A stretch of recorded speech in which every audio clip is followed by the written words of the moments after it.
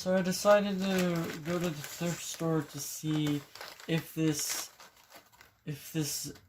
Zenith portable radio was still there that I saw 6 months ago. And lo and behold, to my surprise, it was. And this is the radio that I laid eyes on, but I didn't get. And it cost me about $40.52. I didn't have $40. I had $40, but I didn't have 52 cents. So basically, they just let it go. But I got the radio and I own it now. And this radio is quite old. I mean, it's at least 60-something years old.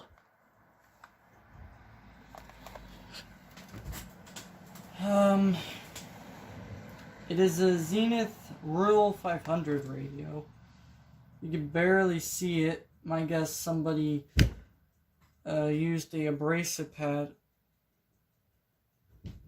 and scratched the hell out of it and ruined the text. But it's still all there. Gonna need a major restoration. Gets this one looking as good as it used to. I at least hope I could get it to looking as good as it used to. So let's open up the battery compartment. Alright, let's examine the battery compartment. So we basically just unloosen one flathead screw and you should be in. And well, still has penlight battery size AA this way. Install mercury batteries. Still has the label and shit. A little corroded. Probably had batteries left in it. Oh yeah, I would say pretty corroded. There's probably batteries that were left in this.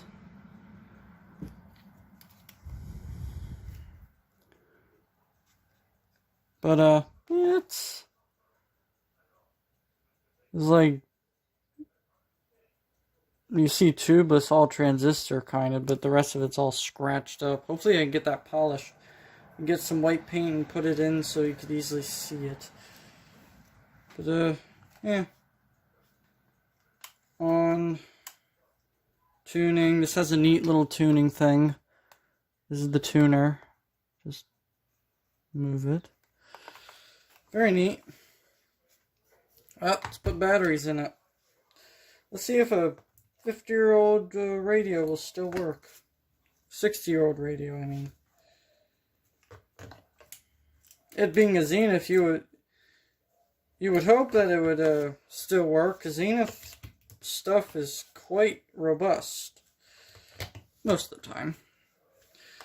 Don't know how well that is for transistor radios, but we're about to find out. Here's a 60-year-old transistor radio being powered up after who the hell knows how long. Oh. Oh. We got sound. A bit of a tune in. No? Well, let's see if I can hear anything.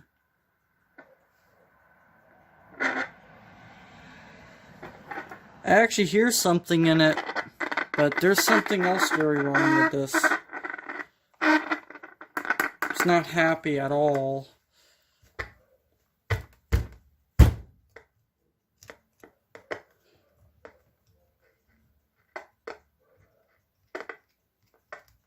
Just snap, popping, and crackling. That's all it's doing.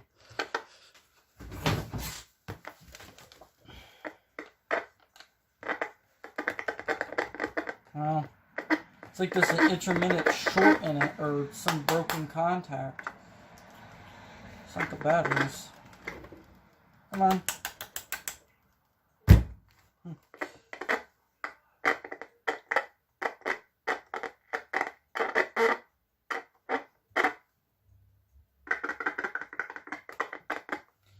Well, that's not good. Well, let's open it up and see what we're working with.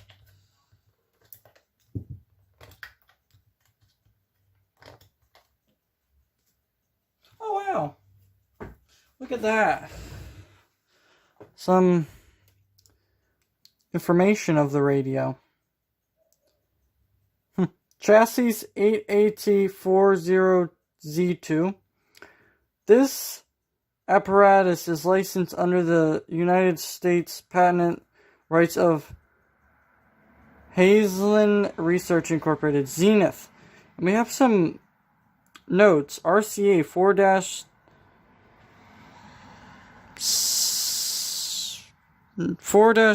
1966.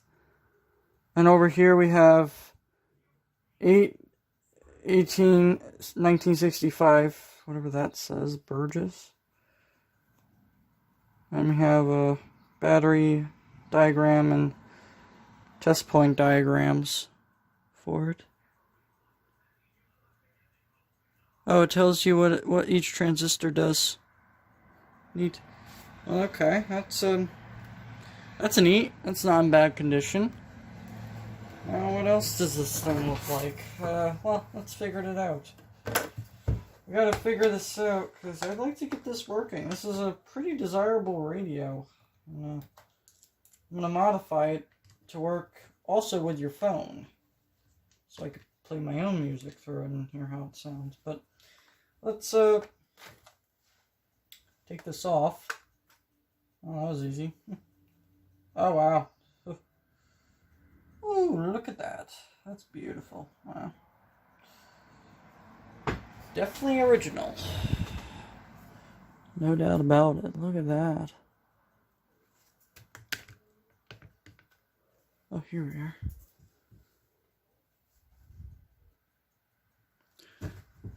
Wow. Look at that.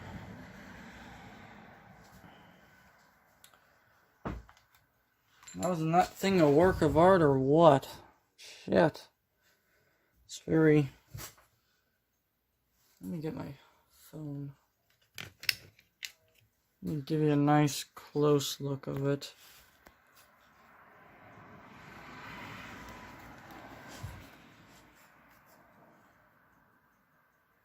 This isn't one of the earlier ones, but the earlier ones had basically an actual metal chassis, all hand-wired, no circuit board. That one must be a 1953 model. This must be a 1954 model of the radio. Oh, wait. This might be a date. R/C... No, maybe. 22-3011? No, that couldn't be it. I doubt that tuner's from... It's definitely an old tuner, though. Very old. It's just something about these old, neat little pocket transistor radios from the 50s. Bodge work here. That's a little bit scary. Here's a dried up electrolytic, I would probably bet. These like to dry up. That's been replaced. That is definitely not original. 0.1 at 50 volt DC. You know, I looked up pictures of this radio, and usually all of these have this capacitor changed with this exact replacement, which is funny. Must have been a very common part to go bad in them, I suppose. Well, it was a wax cap, so what do you expect? Also, something neat about this little radio. Look at this. You can take out the transistors like tubes. Then you could test them easily. No desoldering required, which I fucking hate. And there's a little socket for it. Come on. There's a little socket for it, and it just goes in like that. They're all over the radio. Every single one is socketed.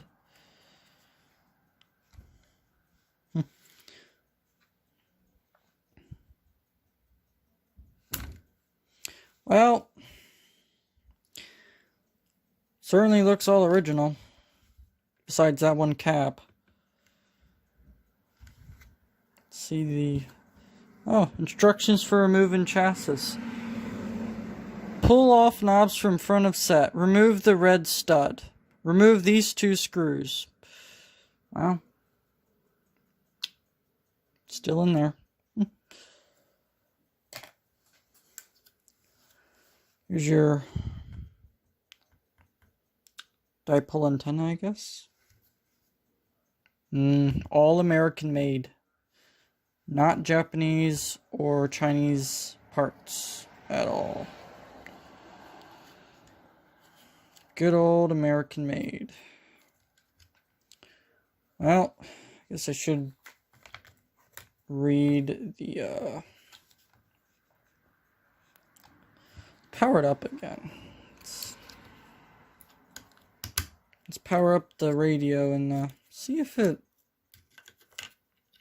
could troubleshoot anything here. Good thing the contacts are in okay condition. They're still springy. That's encouraging.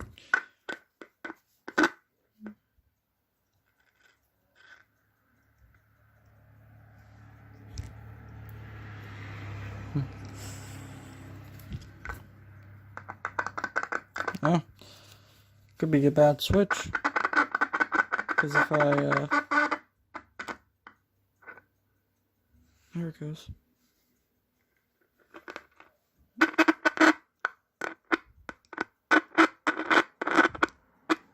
Look at that Zenith badge. This is going to be interesting to restore.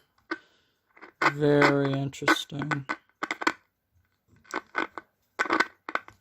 But it just makes snap, pops, and crackles, and some motorboating, I guess you call it. Maybe a loose transistor here somewhere. Oh. No? It went away. This switch could also be bad. Huh. Oh. Oh. Dirty transistor, maybe?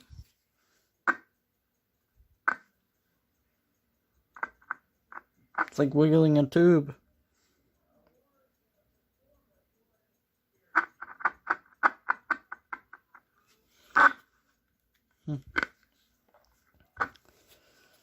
Well, let's pull up a schematic and figure out this thing's problem and diagnose it like the doctors do.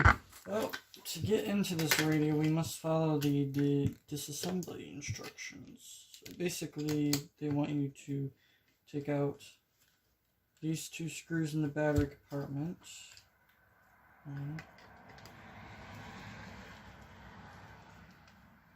Two.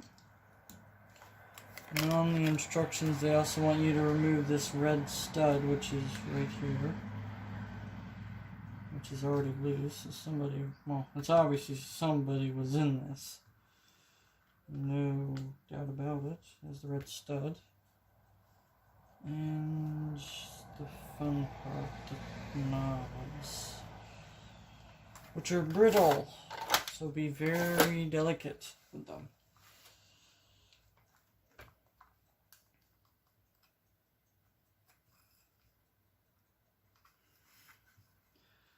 Lucky these knobs should just pry off. Don't crack it.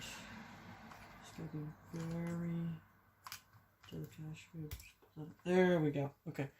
There's one ancient fragile knob.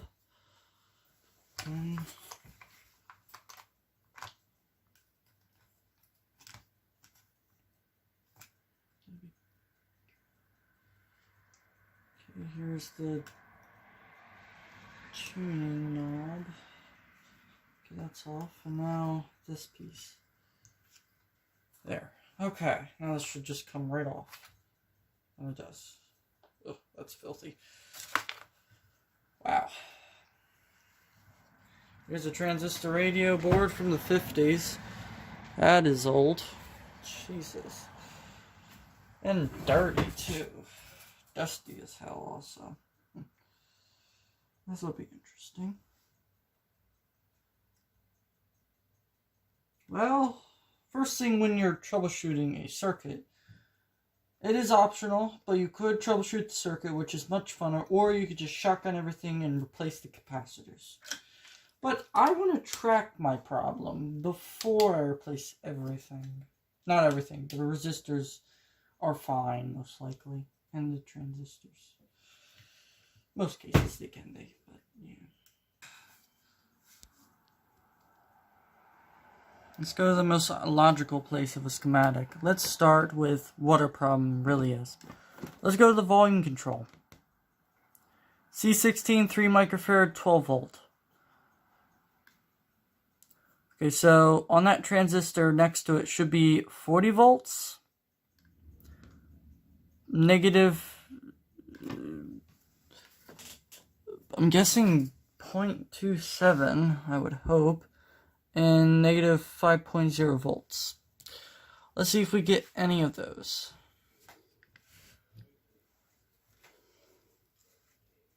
Let's first put our batteries in it.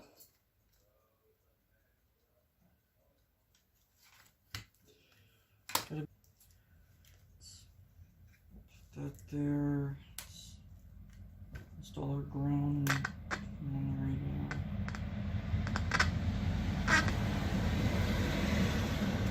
And, well, let's check our voltage.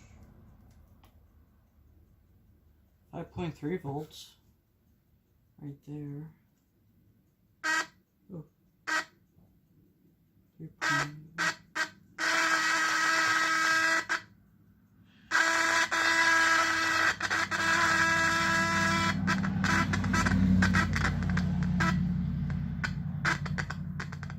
That is not happy. At all. So that's 5.3 volts. 0.8 volts. Okay, so the side that connects the capacitor needs 0.4 volts. So then this would be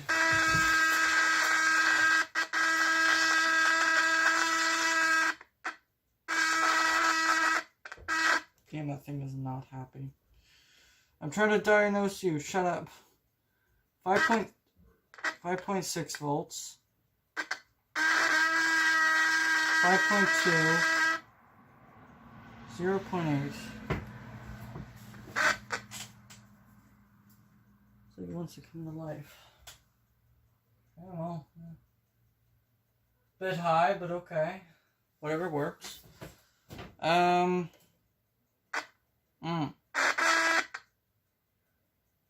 Nothing there. It's, I wonder if they have these things labeled. They do. Okay. Our driver. Oh, that's our driver. Okay.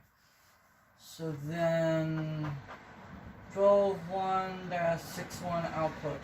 Let's see if our output is live. Oh! I don't want to do that. Output, which is the transistor.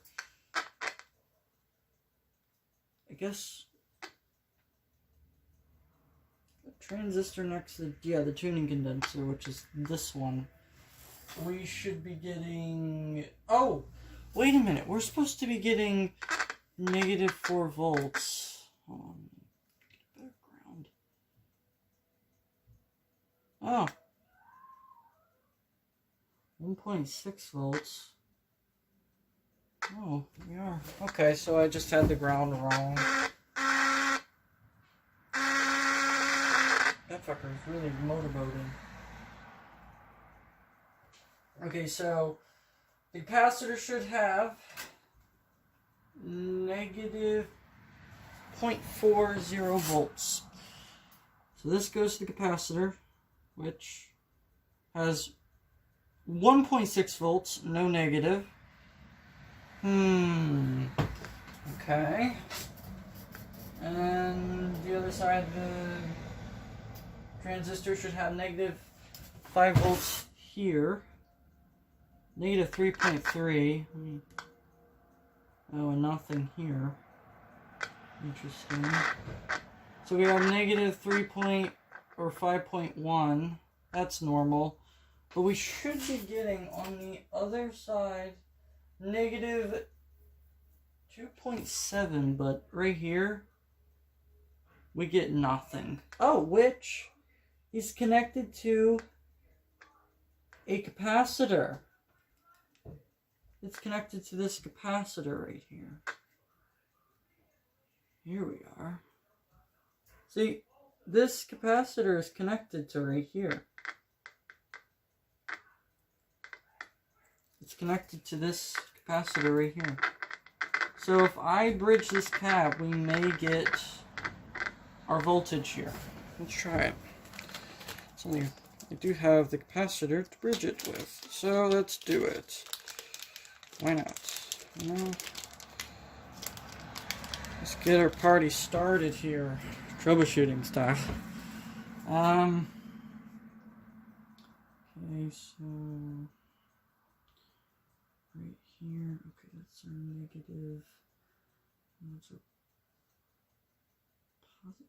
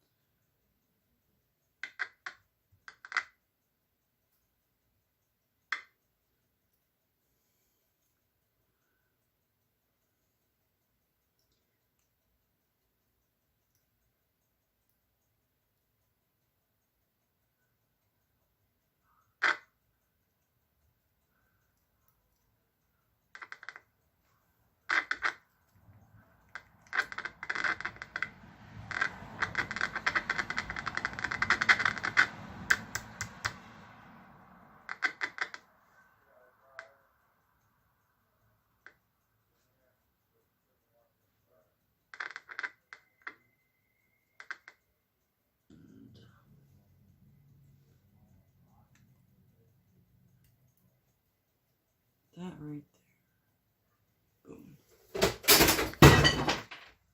Piece of shit right here just fell.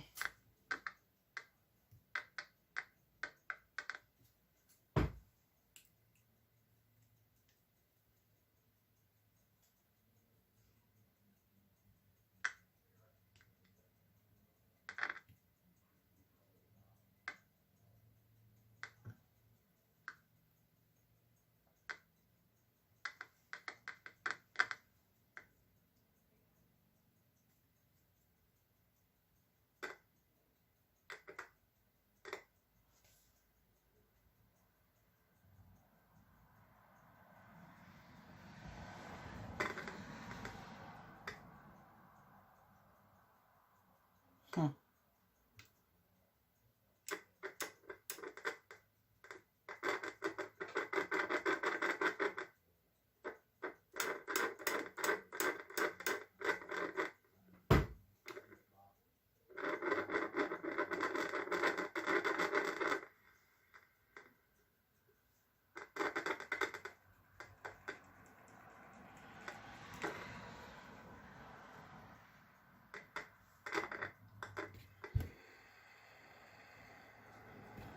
A radio station.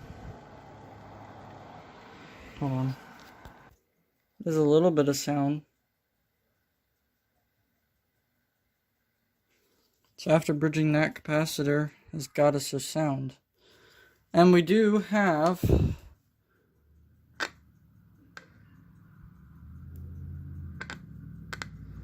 negative voltage. No. We have a negative voltage on, well, a negative.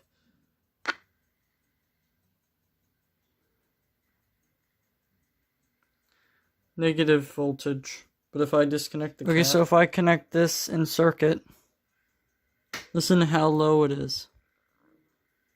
But if I connect this, it gets just a tad bit louder. So that capacitor's probably shot.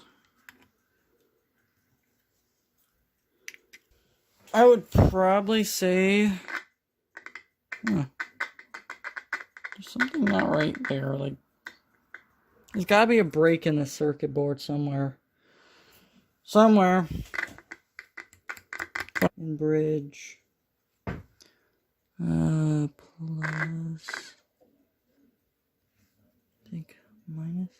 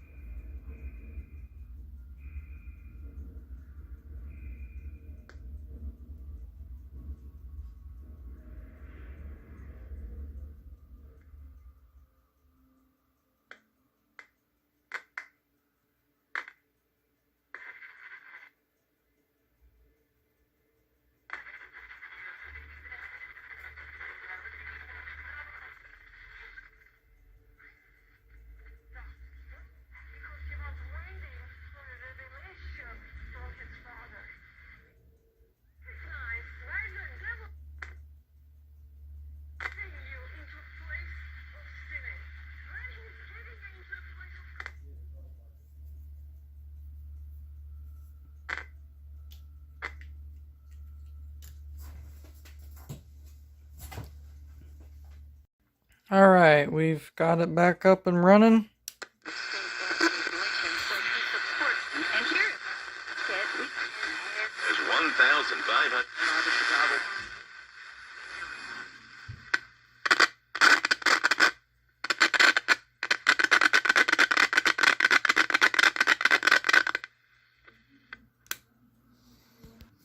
There, I fixed the bad tuning control. It was just touching a little bit.